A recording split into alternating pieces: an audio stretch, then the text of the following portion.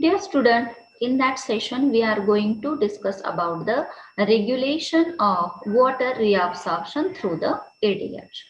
Look at this, it's a human brain. In an human brain, there is a one of the endocrine gland, that's a pituitary gland.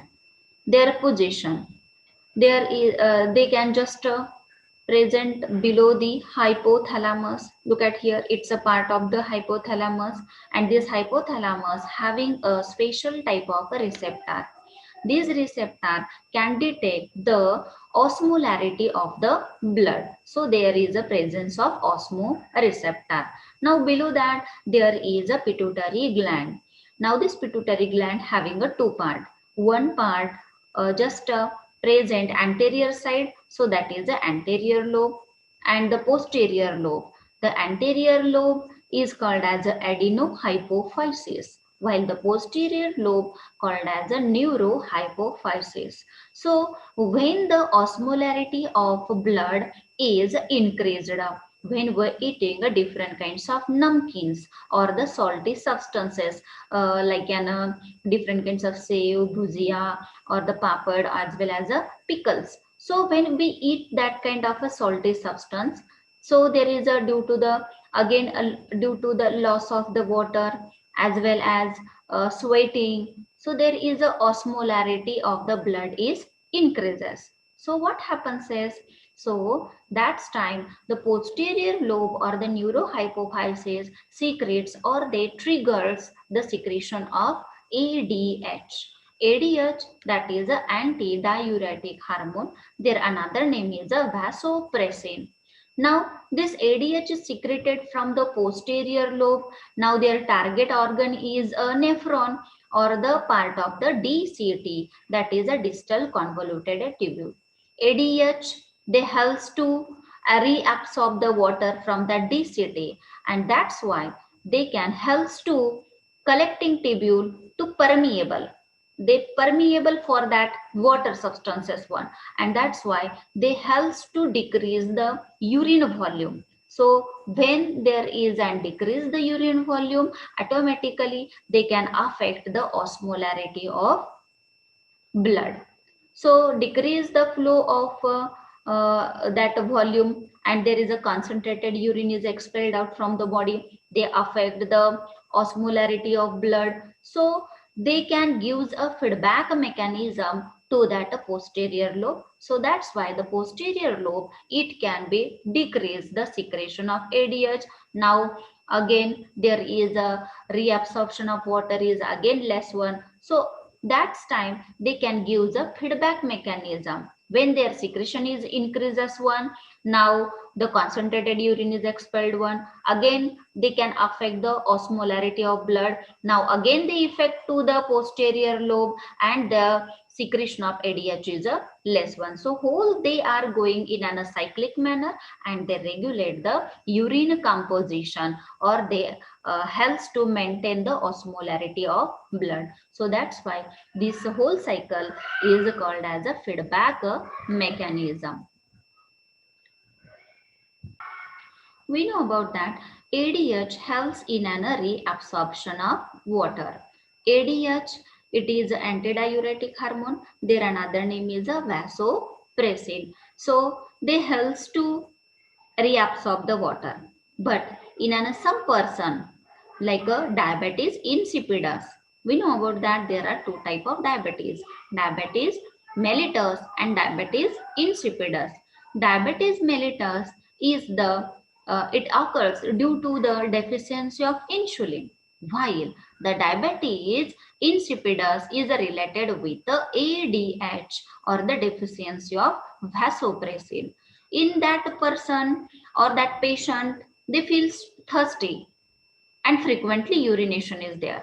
When they feel thirsty, they drink more amount of water, so that kinds of water is again entered into the kidney, but it's not reabsorbed in an blood because of due to the deficiency of ADH or the vasopressin. So they can drink more amount of water and excrete a more amount of dilute urine. So such patient shows a polyuria and faces a problem with a diuresis. So this diabetes is related with the ADH. While the another one diabetes is a diabetes mellitus is a related with deficiency of insulin. So that's time in that patient the sugar or the glucose is entered in an blood, and again it is a metabolized, it not used one, and their normal value is increased just about to 160 milligram per 100 ml of blood. So this excess amount of glucose is entered in an urine. So such patient feels or such patient is referred as a glucoseuria, means there is a excess amount of glucose appear in an urine. So these are the two different kinds of diabetes. Second one point is electrolyte reabsorption through the RAAS system. RAAS means renin, angiotensin, aldosterone system. Look at this. Here is a hepatocyte. The liver is made up of the hepatocyte cell. This hepatocyte cell, it secretes angiotensinogen. It's a substance, but it is in an inactive form, angiotensinogen. When the afferent arteriole, their blood supply is less, so they helps or they results the low blood pressure. So that's time that due to that low blood pressure, they can stimulate it to the JGA apparatus, that is a juxtaglomerular apparatus. Now this JGA apparatus secretes a renin. That renin helps to convert that angiotensinogen into the angiotensin first. Now again it is a inactive one. So angiotensinogen get converted into the angiotensin first with the help of the substance that is a renin.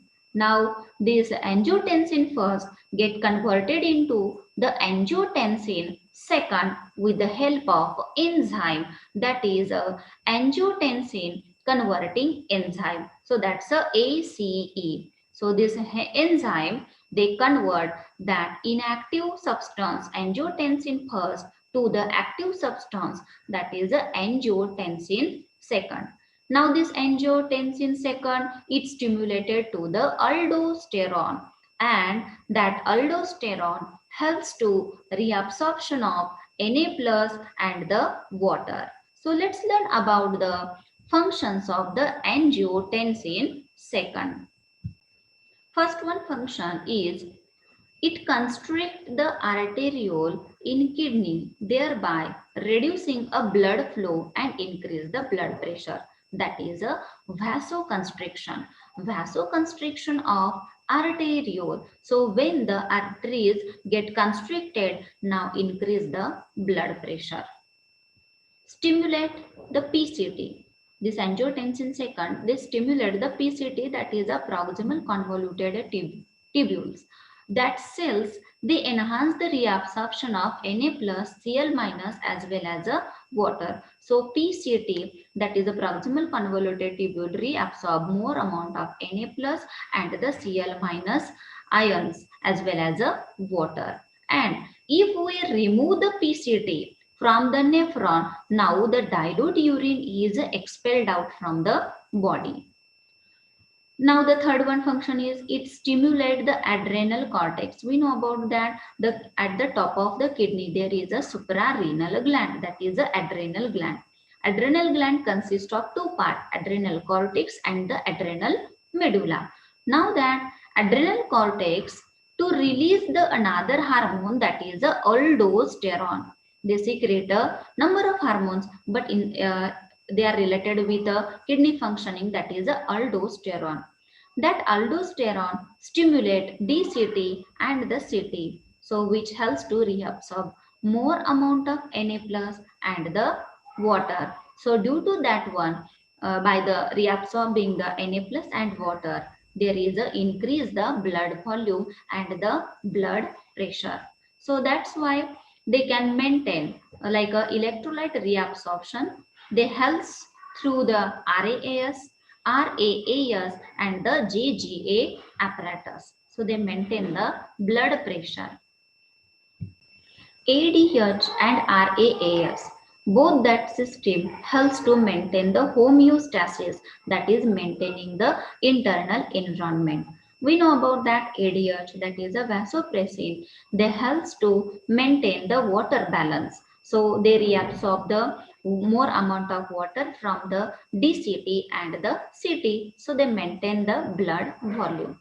While the RAAS system, they helps to maintain or reabsorption of Na plus ions as well as the electrolyte. So that's why they can maintain the osmolarity of blood. So that two system like ADH and RAAS, they helps to maintain the osmolarity and increase the blood volume. Look at this photograph. It's a vampire bat. They are found in South America. They are found in South America. They are nocturnal in habitat or nocturnal in habitat. Nocturnal means they are active at night, while they are a sanguivorous. Sanguivorous means their food is a blood. For the food, they depend on a mammal as well as a large birds. So they are the sanguivorous in nature. Now they can cover a long distance for getting their food material. When they get a suitable host or the organism or that animal, now they can consume the blood or the food as their half of the body weight. So they can get the suitable host, so they can be consume the food due to that half of their body weight. So that's time to compensate. When they are consume their food material, their kidney is an excretory organ. It can expel it out or they excrete a dilute urine. So when they can be consume their food material, now they can come back to their caves and rest during a daytime. So during a daytime, they cannot go to drink a more amount of water. So their body having an blood means high amount of protein is there. So kidney excrete a high amount of a nitrogenous waste material. But that a time when this kidney can excrete a more amount of nitrogenous waste material, now they can conserve such kind of substances one and inside their body. So kidney restore the concentrated urine in order to conserve the water. So that's time there that kind of a vampire bat, they rapidly change their osmolarity of their urine. Last one point is accessory excretory organ. That is a first one is skin. It's a LS of human skin. LS, that is a longitudinal section of the human skin.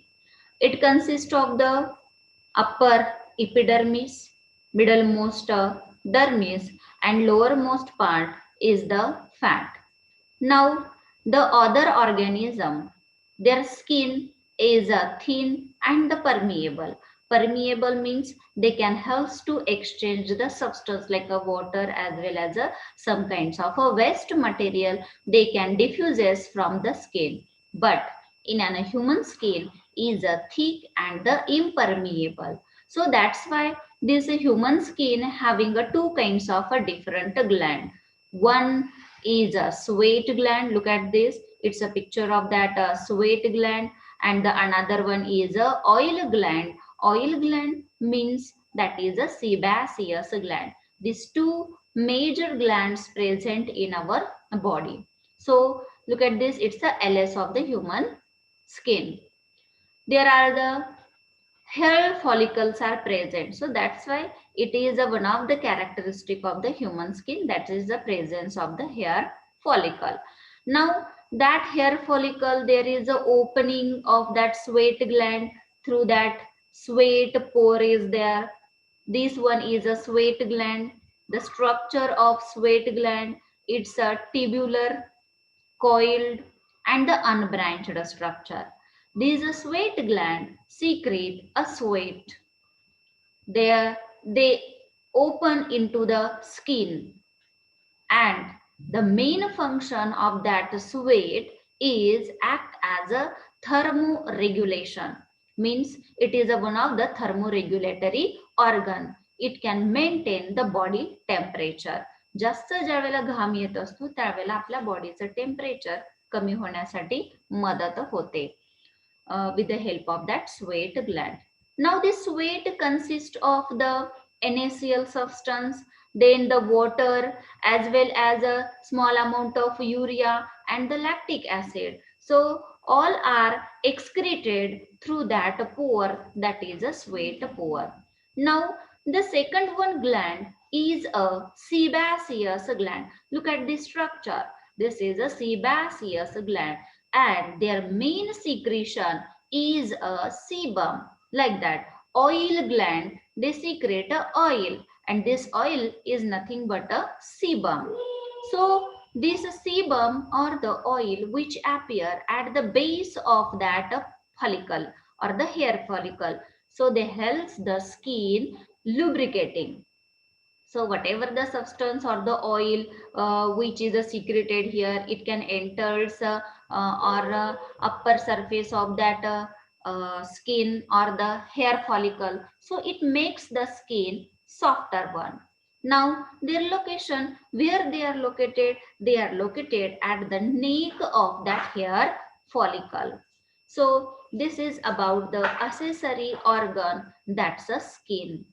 And in our body, like that sweat gland, they are abundant present in an facial region as well as in an palm region. खूप वेळेला आपल्याला उन्हाळ्यामध्ये चेहऱ्यावरती आणि हाताची जी काही मूठ आहे ती जर अशा पद्धतीत बंद असेल तर त्या ठिकाणी सुद्धा आपल्याला खूप मोठ्या प्रमाणात घाम येत असतो. So they are abundantly found in an facial region as well as in an palm region. Now the next one accessory organ, that is a lungs. Look at this structure. It's a human respiratory system. Lungs play important role again for the respiration as well as excretion. So into that, through the lungs, the volatile excretory substances are eliminated from the body, like CO2, like water vapor. These kinds of volatile substances, they are formed during a metabolic cellular activity. So they are entered here into that lungs, and with the help of the respiratory tract, they can be exhaled out from the body. When we eat a different kinds of spices like a clove, black pepper, ginger, onion, garlic, now the substances containing a sulfur containing compound, and when we eat that substances, so they can produce as a volatile excretory substance, and again they are entered into that respiratory tract. So that's time we feel a bad breath when we eating a different kinds of spices. So the accessory organ in a, they play important role also in an excretion, like a skin as well as a lung. Skin having a two kinds of gland, sweat gland as well as a sebaceous gland, and this one is a lungs. They can expel out a volatile excretory substances.